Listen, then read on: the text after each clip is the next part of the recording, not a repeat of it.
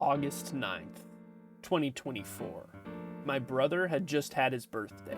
My family adopted a puppy, and the Borderlands movie had just made its theatrical debut. A week later, my friends and I watched the Borderlands movie in theaters, and it was great. Call the Oscars. We've just found the movie of the century. Get Martin Scorsese, tell him he's been replaced. Get this film a Tony Award. Thank you, Eli. Thank you, Eli. Thank you, Eli. The year is 1993. The first ever video game movie, Super Mario Bros., is released. It was created for no one, made out of hatred of the art form for which it was based on, and barely made back half of its budget. It was panned by audiences and critics alike, as well as fans of the Mario Bros. Series of video games, and created an everlasting prejudice against the concept of a video game movie in general. Various attempts at adapting games to film would be made, but were more so made as a quick and inexpensive way to make a small profit rather than out of love for any of the sources, until the 2010s, when video game movies were finally mediocre rather than downright terrible. So why do I bring this up? Well, with the release of Borderlands, we've traveled back in time to 1993. Except it's way worse now. We seem to have a pretty decent run over the past few years. We had The Last of Us, which was really good, the animated Mario movie, which was decent, and the Fallout series, which I haven't seen yet, but I've heard very promising things about. The FNAF movie, never mind. And Arcane just rounded out 2024 with its second season. Then here comes Lionsgate to ruin everything and send us back to the Stone Age. Seeing as how 2024 is the year of all of these great movies coming out, I feel justified in saying that now that the year is finally over, and most people have probably forgotten about it and moved on with their lives, Borderlands is the worst movie of 2024. The film is a disaster, both in terms of its profits as well as its reception. During its time in theaters, it struggled to make back 30% of its budget, and that's not even factoring in marketing costs, so this number is more like 15%. On its opening day, it was sitting at 0% on Rotten Tomatoes, and right now it's sitting at 10% critic score, but the audience gave it a 50, so it kind of balances out in the end. The movie only came out in August, and I've already seen people labeling it as the most baddest piece of art ever created. I think that's a little bit of an exaggeration, considering films like Triumph of the Will and Baby Geniuses exist. Don't get me wrong, the film is bad, but it's bad for a lot of different reasons. I want to start by talking about the production behind Borderlands. I feel like they've been trying to make a Borderlands movie for forever, or at least since Borderlands 2 came out, but the rights have been passed around for so long that it's kind of hard to pin down. In 2015, Lee Winnell was supposed to direct, but plans for that fell through. In 2016, some guy named Aaron Berg was supposed to write it, then Oren Uziel replaced him in 2018, then when Eli Roth got hired to direct in 2020, Oren got replaced by Craig Mazin, then his script got rewritten by Jewel Taylor and Tony Rottenmeier, then their script got rewritten by Eli Roth, and then Craig Mazin said fuck it and removed his name from the credits entirely. On IMDb, everyone I mentioned, with the exception of Craig Mazin, is listed in the credits under script revision, but the actual credited writers for the final product are Eli Roth and some guy named Joe Crombie, who has written Nothing at all. This is the first thing he's ever worked on, so I'm pretty sure it's just Eli Roth in a wig. If you look at the writing staff behind the Borderlands games, you can see that a lot of the biggest successes across the series are associated with Anthony Birch, who wrote Borderlands 2, Pre-Sequel, and Tales From. He's not the only guy, but he's definitely a big part considering he's the only credited writer for B2, at least on IMDb he is. He also helped write God of War Ragnarok, so why they didn't get this guy as a consultant at the very least is a little, stupid, but he also helped write new tales from the Borderlands, so it's probably a good idea to distance yourself from this man entirely. I want to quickly talk about Eli Roth here. I feel like throughout his career, he's coasted off of the fame of being Quentin Tarantino's friend. He's a horror director who made a couple of films that could be considered indie hits and a bunch of other movies that aren't really that special. The most expensive movie he's directed before this one was only around $40 million, so how only the fourth best character from Inglourious Basterds got the rights to direct a film with 3 times that budget is beyond me. The cast is pretty star-studded, so you'd think that that would give you at least some sort of enjoyment, but it doesn't. Despite almost every character being in their mid-20s canonically, they cast people who are in their mid-40s to late 60s. Cate Blanchett as Lilith is just your generic action movie badass. She dresses like a punk rocker and shoots a cool gun, but she has next to no personality beyond that. Kevin Hart isn't even playing Roland, he's just playing himself, like in every other movie he's ever been in. Jamie Lee Curtis is an Academy Award winning actress, but this film really makes you feel like she doesn't deserve it. And she doesn't really, but I mean, she's still a better actress than this. Ariana Greenblatt tried her best. Look, I'm not gonna diss a child over a terrible film.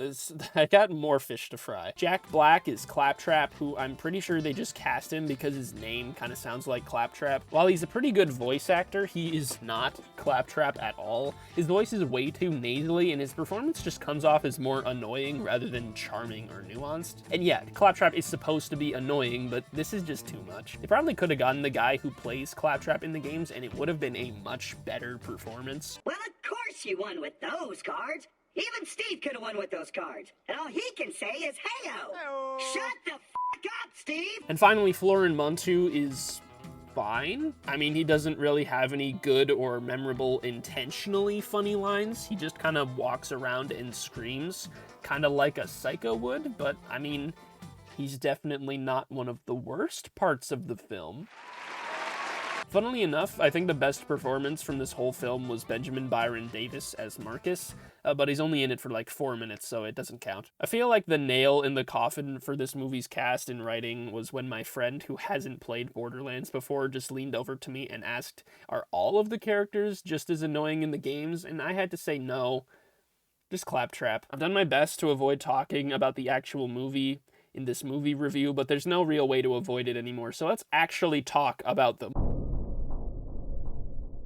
Zach, we just walked out of the Borderlands movie. What are your thoughts? A 9 or a 10 out of 10? So like a 7? Now, it's worth noting that I haven't rewatched this movie since I saw it last, but I wrote all of this like 2 days after I watched it. I was gonna make a video on this movie much earlier, but life kind of shot me in the face, so I'm gonna just read what I wrote so I don't have to think about this movie ever again. Borderlands has a huge exposition problem. In the game, when Marcus tells the story of the vault in all of the games, it's played up for jokes and pokes fun at the fact that the player literally doesn't want to hear it. At least in Borderlands 2 it does, but here it's completely serious and doesn't leave anything to the imagination. Very early in the film, when Lilith lands on Pandora, her narration is talking about how much Pandora sucks. Then she just says, God, I hate this place. Then the narration continues and she says, let me tell you why Pandora sucks. The next 2 minutes are Lilith literally explaining what she's currently doing in the scene. I was waking up, then I found some people and asked them if they've seen a lost girl. Then a group of bandits showed up, so I shot them and blew up their car. I was in visible distress in the theater during this scene. The writing never really recovers from this, both in terms of dialogue and standard action movie tropes. Roland breaks into a space station to free Tina and he says, your dad, Atlas, said he wants me to free you. Then Tina's like, my dad sent the shortest soldier, and Roland says, well, you're not funny, kid. Then they get into a gunfight and Krieg breaks out of his cell and yells, it's time to go insane, which is very funny, and I kept saying it every time Krieg did literally anything. But all of this is entirely unnecessary dialogue. We can clearly see what's happening, so to have most of the lines just be observations that add nothing to the scene makes the dialogue feel stingy and awkward. And this is throughout the whole film, and the consequence of this is that there aren't any clever lines that stand out, and in typical bad movie fashion, all of the worst and most cringy lines are the ones that you remember the most. Like I mentioned before, all the classic tropes are here. When Nox shows up, she's like, I'm gonna take it from here, kid. Then Tina's like, you and what army? And Nox is like, oh, you mean the one behind me? Then 100 guys on their motorbikes show up, and I just had to sit there and go, yeah. Roland pulls up in his car as all of the explosions go off, and he's like, get in now if you don't want to die. Then they drive through the piss fields and get cornered next to the ravine, and Roland goes, I got a plan. Then drives through the throat of the piss monster that's in the ravine, and then they get away. Later in the film, they sneak through a bandit camp in the sewers, and they're like, we need a distraction. And Claptrap is like, well, you guys have fun with that. And they're like, we're not talking about us. Then they send Claptrap, and he insults the bandits, and they shoot him. And I'd be lying if I said this wasn't the most enjoyable part of the film, watching this little bitch-ass robot almost die. Almost. If you lost interest in me repeating all of these scenes, I don't blame you, but this is literally just what happens in the movies. I'm trying my best to speed through these, but the list just keeps going on and on. Every scene in this movie is just pulled from a much better movie from like the 1980s and the 90s. It feels like an amalgamation of a bunch of better action movies mushed together with a Borderlands themed coat of paint on it. The humor in this movie is bad. I don't really know how else to describe it. The game games were fairly serious stories grounded by a facetious and witty tone, Borderlands 2 is literally about liberating an entire planet from an egotistical and charismatic tyrant, and then out of nowhere there's a side quest where a psycho begs you to shoot him in the face just because he wants you to. In the pre-sequel, there's a side quest where you help a dude try to land the greatest slam dunk in the history of the galaxy, then at the end of the quest, this happens. Basketball!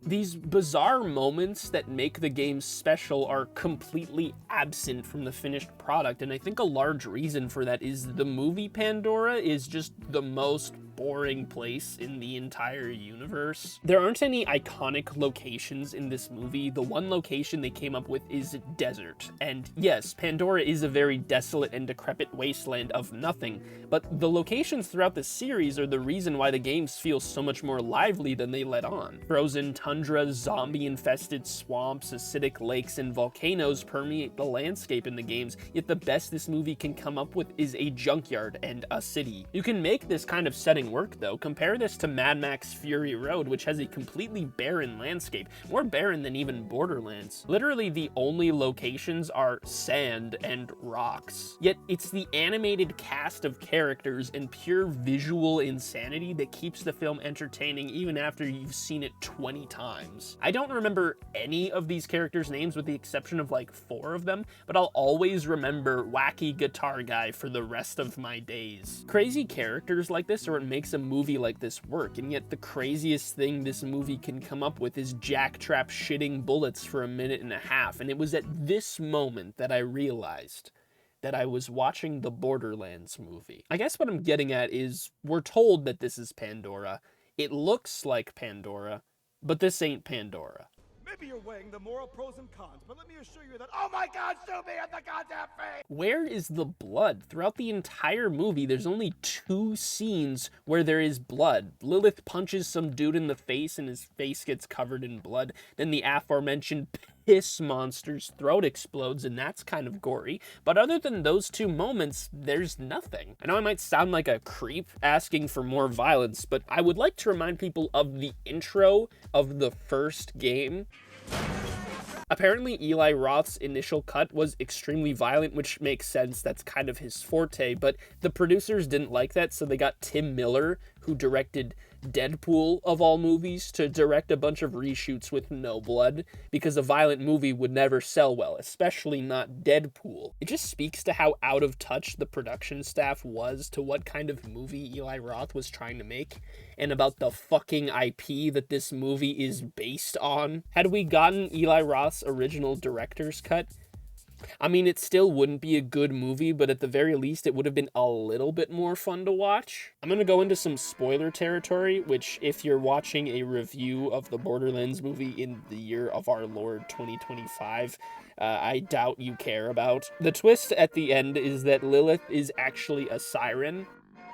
I would like to remind people that her subtitle in the game is The Siren. We see a flashback where her mother says, "You are from the planet of Iridia and you will need to protect it," which I guess she just forgot. Then she opens the vault and absorbs the vault magic and gets fire wings, which is not correct. And then she casts the spirit shield or something, and then they kill a lot of people. But Atlas goes, "The warrior of destiny is no match for my big gun." Then he shoots her with a cannon, which knocks her to the ground, which I found very funny. More fight happens, then Lilith pulls a Dragon Ball and blows up the big ship in the sky because she's cooler, I guess, and all of Atlas's army is dead now. Oh no, Atlas is now holding Tina hostage, so Lilith brings him into the vault, which is empty except for a bunch of floating rocks. Then she summons the vault monster, which is also not correct. Then Atlas dies and she leaves. Party at Sanctuary, roll credits. What the fuck did I just watch? There's so much more that I could talk about, like the terrible CGI and how it's painfully obvious that almost the entire film was shot on a soundstage,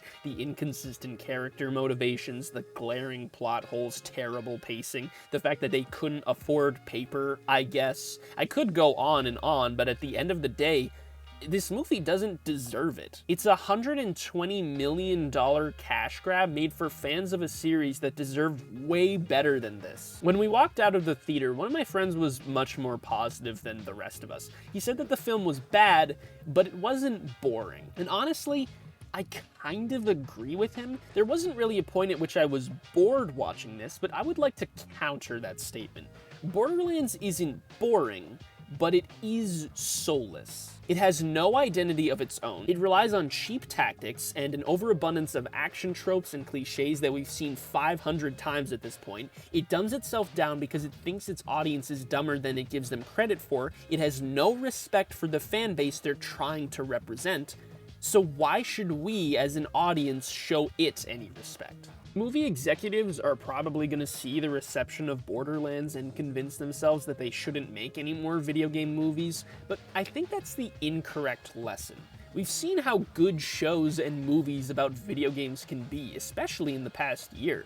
They shouldn't stop making video game movies, but they should at the very least understand why fans like the games they play and adapt them based on that. There are so many games out there you can take inspiration from. You can make a Payday origin story inspired by mob movies from the 90s. You could turn RimWorld into an anthology series about a different group of colonists every episode. You could make a Don't Starve animated series. Hell, they've practically done that already. You could make Resident Evil. Okay, that one might be a little bit too far. But I'm being serious. There are an almost infinite number of good stories you can tell based off of any video game IP you could want.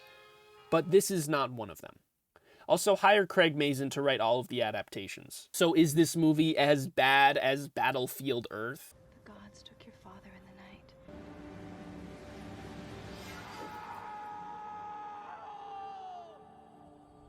Probably not, but is it as good as Who Killed Captain Alex?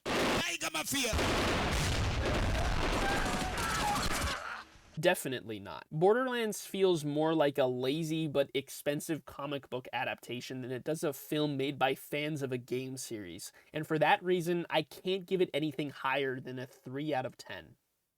Which is why I am instead giving it a 2 out of 10. So what have we learned from all of this? What is the ultimate lesson that we can take from Borderlands? Just watch Mad Max Fury Road instead.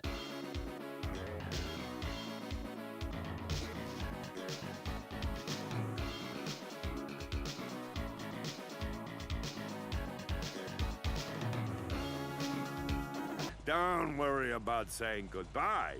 I'm sure we'll be doing this all again soon enough. Get off my bus.